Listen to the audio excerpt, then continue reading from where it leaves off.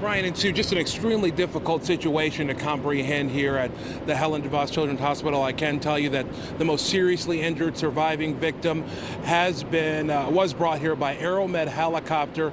They continue their recovery at this hour as far as we know, but we don't know the condition of that child right now. What we also know is it's a case that begs the question, is there something we all can learn from such tragedy? It was what some in law enforcement say is the worst of scenes to come upon. A child, 2-year-old Oscar Zuniga in this case, pronounced dead at the scene. Police say it started with the driver of this Ford pickup, 65-year-old John Herringa, when he was distracted by his dog and ran a stop sign.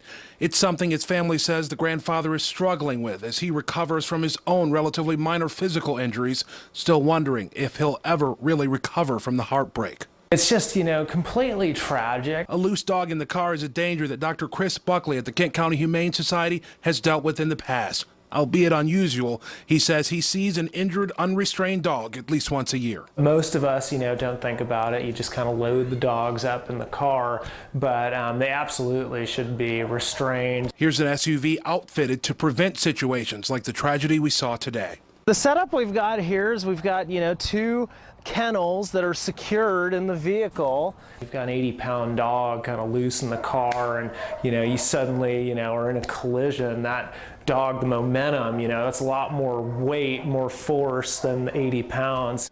It's just the suggestion from Dr. Buckley, but in a few states, it is the law. New Jersey, Hawaii, Arizona, Connecticut, and Maine. They all have varying laws about driving with dogs. It's not the dog's fault, this is just one more way that, drivers can be distracted.